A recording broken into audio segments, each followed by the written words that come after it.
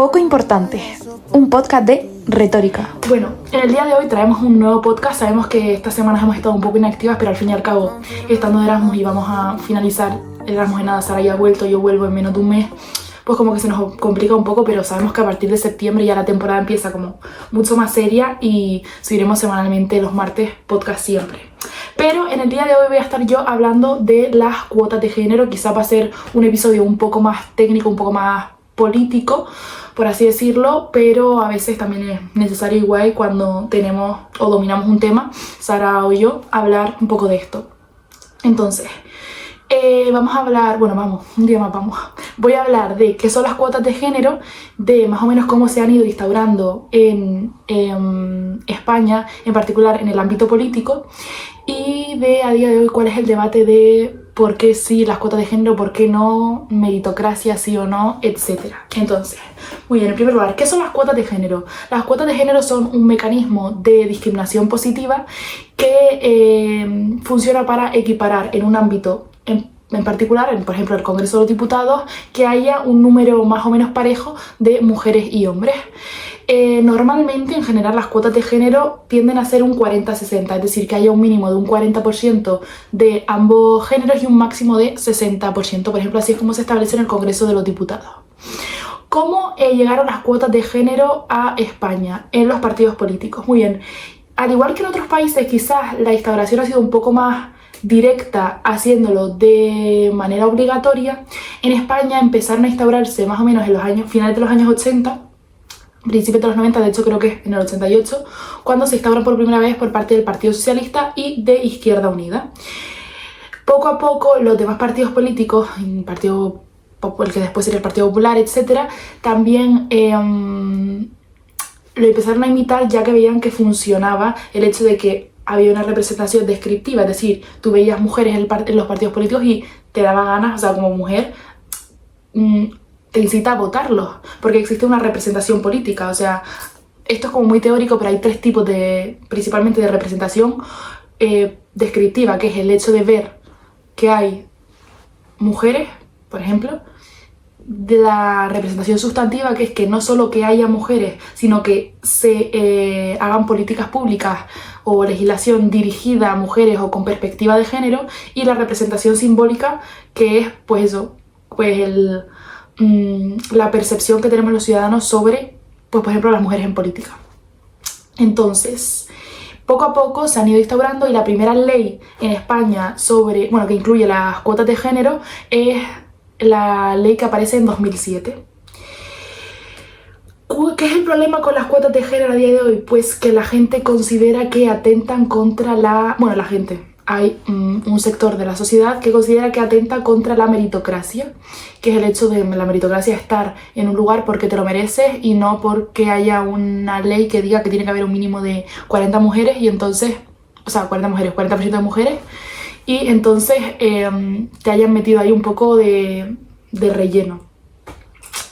¿Qué es lo que pasa? Que es cierto que a nivel histórico las cuotas de género han permitido que, por ejemplo, la mujer pueda entrar a puestos de altos directivos. Y esto se ha comprobado empíricamente. Hay muchísimos estudios que afirman esto. O sea, y la realidad es que aunque nosotras veamos que, por ejemplo, en España más o menos hay más equidad, ¿no?, en cuanto a números, o sea, en el Congreso está equiparado, tal, al fin y al cabo, pues existen las cuotas. A nivel mundial, esto no es así. La ONU Mujeres, o sea, hay un dato que da la ONU Mujeres de 2023 que dice que solo aproximadamente el 26% de las mujeres ocupan los escaños parlamentarios a nivel global. O sea, el 26%, cuando más o menos somos el 50% de la población, es una cifra excesivamente baja. O sea, yo, por ejemplo, ahora estoy de Erasmus en Chile, y es verdad que en Chile las cifras también son bastante escasas. O sea, creo que es el 33% en general lo que ocupan las mujeres en puestos, o sea, no solo en el Congreso, sino en general en puestos de poder en política. Otra cosa que nos fijamos poco en España, y por eso pensamos que pues podrían desaparecer ya las cuotas de género, porque al fin y al cabo hay igualdad o equidad total, es que si vemos que hay altas mujeres, altas mujeres no, mujeres en altos puestos, no nos fijamos en que, por ejemplo, los ministerios están bastante, las carteras que se cogen están bastante feminizadas, quiero decir. En general, con excepciones de Margarita Robles, que está en defensa, ministerios como el de defensa, el de interior, el de exteriores, que son como quizás más políticos, siempre se asocian a hombres. Por otra parte, ministerios como pueden ser educación, igualdad, Agenda 2030, etcétera, que se consideran como teóricamente más lights, o sí, se consideran más lights, siempre suelen ser mujeres las que están en estos puestos. Por eso, o sea, no solo hay que fijarse que es verdad que es un avance absoluto en cuanto a números, que a día de hoy haya mujeres en política, es como, ¿cómo es que, cómo pueden decir que a las mujeres les cuesta más llegar alto si tenemos a Ayuso en Madrid? O sea, que se te puedan ocurrir mujeres en política no quiere decir que no sea más complicado llegar o mantenerse, que hay un libro que trata esto que se llama el síndrome Borgen, que analiza en Europa los puestos políticos de mujeres y coge como muchos casos, sobre todo de, bueno, hay algunos casos de España, pero sobre todo coge casos de los países nórdicos, que es que sí, vale, a día de hoy como mujer es más fácil que anteriormente, obviamente, llegar a puestos de poder, pero lo que duran mujeres en esos puestos de poder, por la presión, por ejemplo, mediática, a la que tienen que enfrentarse, por el hecho de que exista la doble carga de que ya no solo la mujer entra al mercado laboral, sino que y tiene que gestionar sino que también la carga en general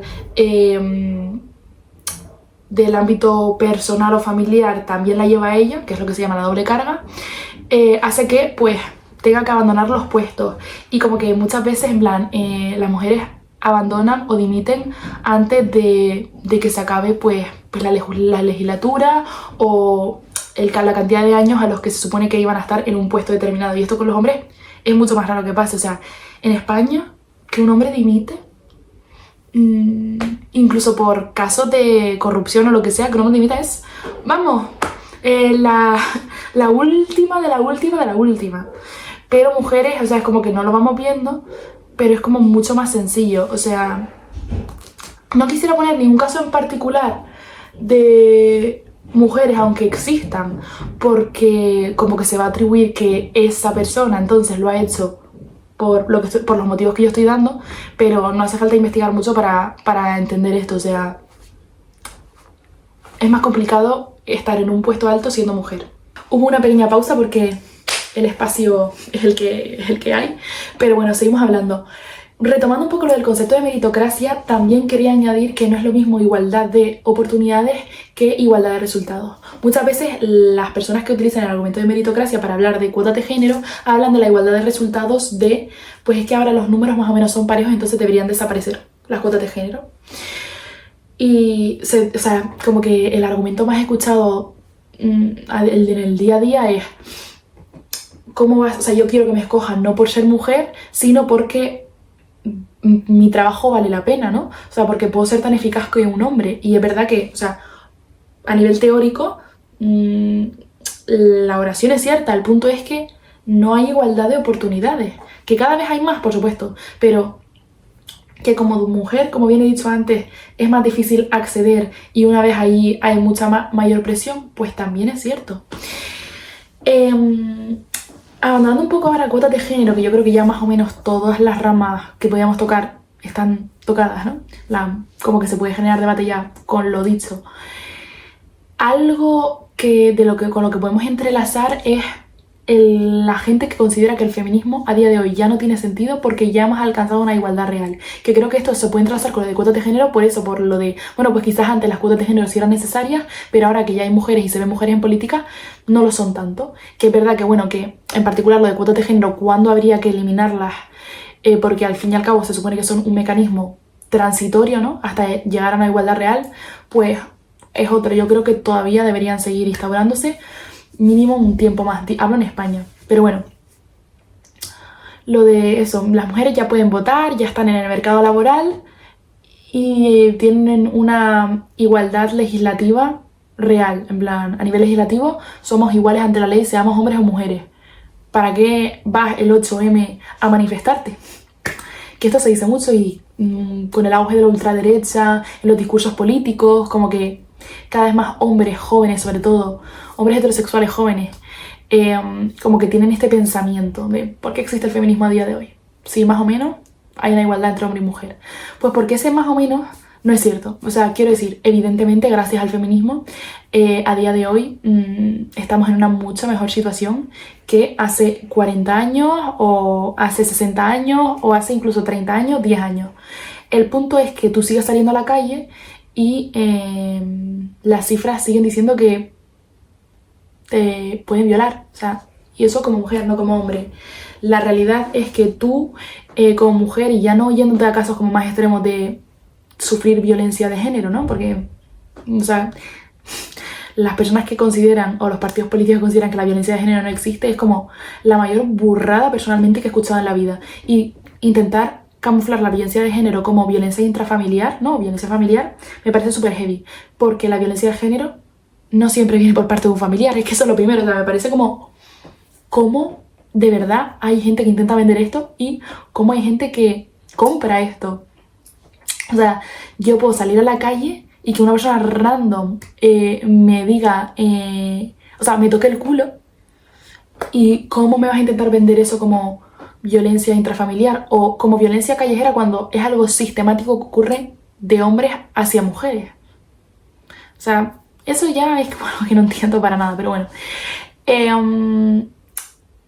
Eso, que no solo son ejemplos tan heavy como por ejemplo violación, sino cosas que pasan en el día a día, o el hecho de cuando hay una mujer en un, ya no solo en política, pero en un puesto público, físicamente se le analiza un montón, en plan, si va bien vestida, si no va, si lleva tacones, si no es algo que un hombre pues no se suele comentar.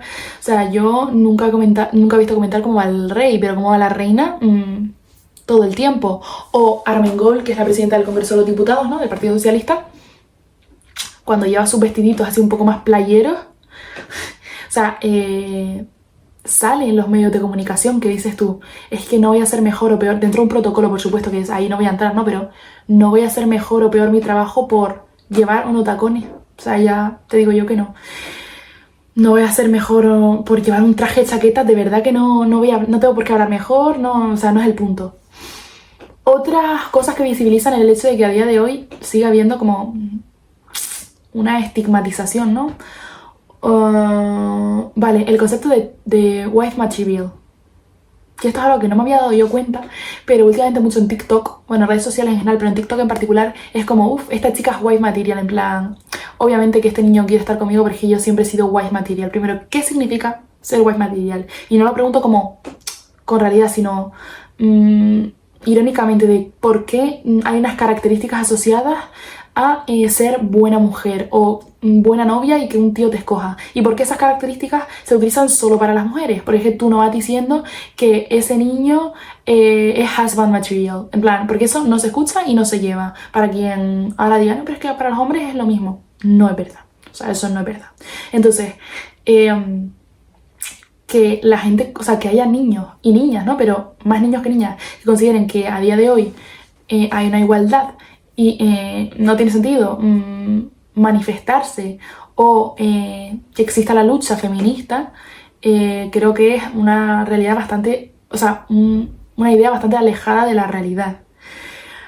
Por otra parte, también quiero entrar en que me parece súper importante que los hombres sean feministas y que este discurso no solo lo lleven mujeres, sino que también hombres. Quiero decir, si los hombres son aproximadamente el 50% de la población y se alejan de este discurso y de esta realidad, nunca vamos a llegar a una igualdad real, porque que después también hay mujeres machistas, por supuesto, y también es el punto, pero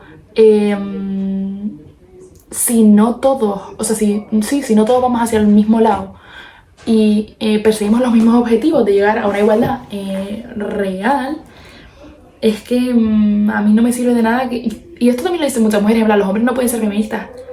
Hola, es que si los hombres no son feministas no llegamos a ningún sitio.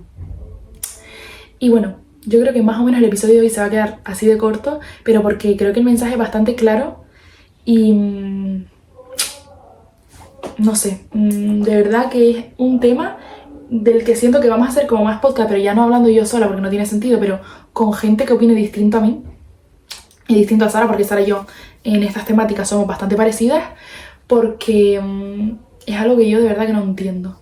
Entonces, en los próximos episodios queda pendiente el de Claudia de la infravalorización, vaya las horas, de las humanidades.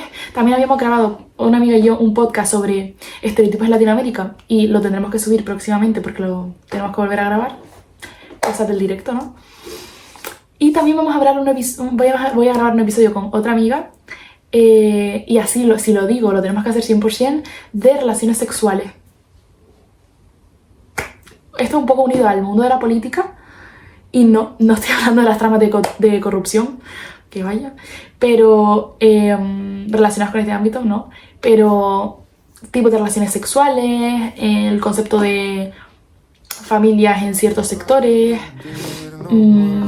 Sí, va a ser un episodio muy divertido. Entonces con esto me despido. Nos vemos en el siguiente episodio, ya sea conmigo o con Sara. Y eso.